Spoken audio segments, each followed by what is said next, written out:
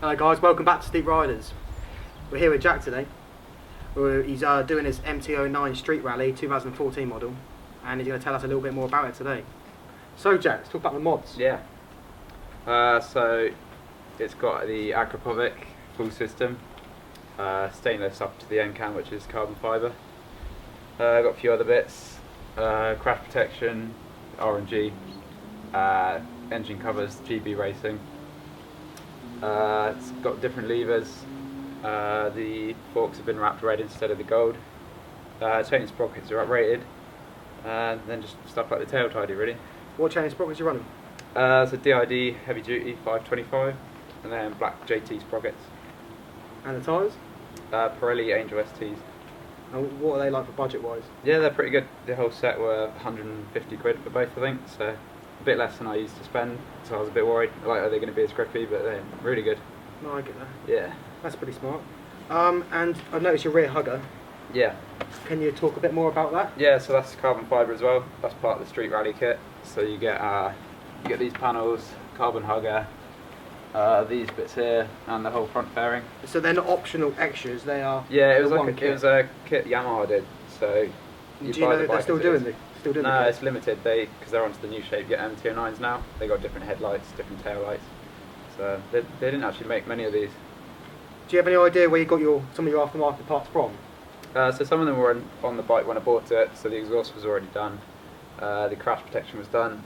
Bits like the levers, they're genuine Yamaha Gillies ones, but I got those from eBay.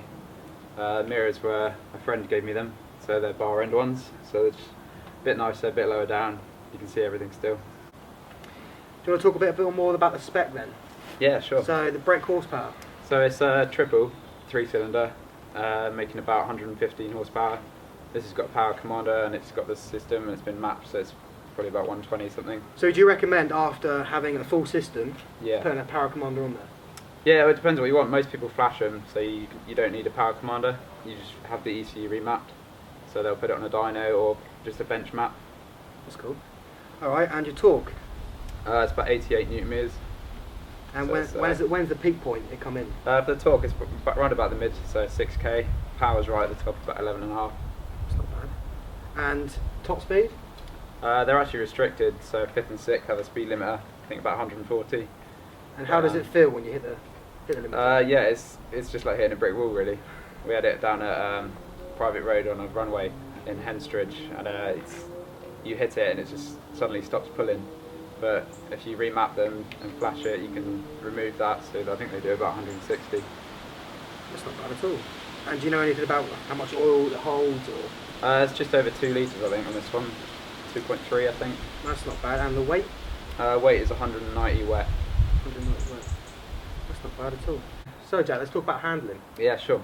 So the stock suspension is kind of dodgy on the 09s, a lot of people change it. So previous owner did K-Tech internals on mine. So you got rebound, dampening and preload. And then the rear at the moment is standard, but I think I might upgrade that soon. Because it's just it's dampening and preload for the rear. It's kind of squishy. And what can you upgrade them to? What? Just a whole new shock, so I think YSS. Is there a certain make that you want? Maybe like a YSS or a Nitron. Yeah, or maybe to match the front, another K-Tech. Oh. Quite expensive though.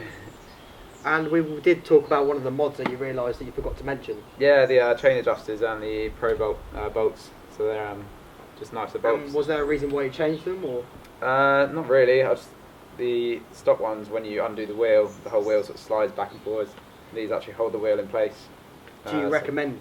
Yeah, they're really good. So it makes tightening your chain really easy. Which is always a good thing. Yeah, they look a lot nicer. Yeah, that's cool.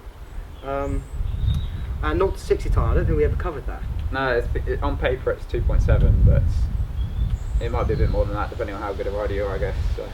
Oh, yeah, true. Yeah. Has it got quick shift at all? No, it doesn't. The new ones do. Can you adapt quick shift onto it? Yeah, you can get one. So the Translogic ones people put on them. And miles per gallon? That's probably the worst part actually. So the miles per gallon is alright. It's about 40, 45, but it's the tank range. About 100 miles out of the tank and you need to fill up. So. Well, let's talk about braking. So the brakes are 4-pot calipers, one either side, then floating discs. Yeah, not bad for standard actually. Fairly happy with them. You haven't thought about upgrading? Only the pads. To do lines, you have to rip them all out because it's ABS, and it's just a massive ball ache. Oh god. And the seat height? So the standard one is 820mm. This is a bit higher because it's the Street Rally. So your seat is up a bit. It sort of gives you what they say a hyper-motard feeling kind of thing. And what's it like long distance? Because it looks quite comfy to me, but is it? It's alright. This seat's not the best. You can get comfort ones, but the handlebars positioning is really nice. So you're happy with the riding style itself? Yeah, like you're quite upright. So. And how does that change your cornering doing that? So they actually handle better with the other seat because I had a standard one on it, and it rode a bit nicer. But I think in terms of style, I much prefer this one. I agree. All right, and you've got loads of different modes.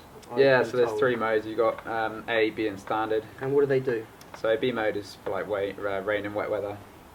Standard's just normal riding. Then A is all power, sort of really twitchy throttle. Yeah, off you go basically. Yeah, yeah. So the first mod we talked about is rain and wet. Yeah.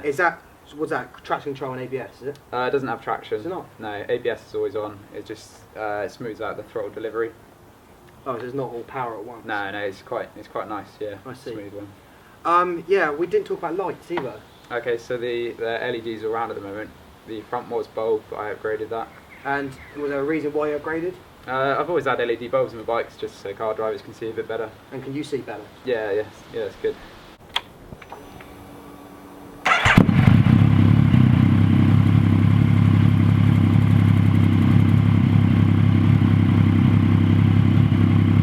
Alright, and cost? So this one was 5.2, so not horrendous. It was quite low miles when I got it. So and do they arrange in the price? What's the price range? Yeah, so a standard MT09 you can get as low as 3,800, and then the brand new 2020 ones, I think they're about 7,800. So you got your riding modes here, which is changed by this. So you got A, standard, B, fuel gauge, RPM, and then all your trips, average fuel, temperature, then speedo. This is actually off the MT10, the switch gear. So it's a different mode button, normally it's a press button, and the kill switch is a bit different. We've got the mirror blanks and the Gillies levers.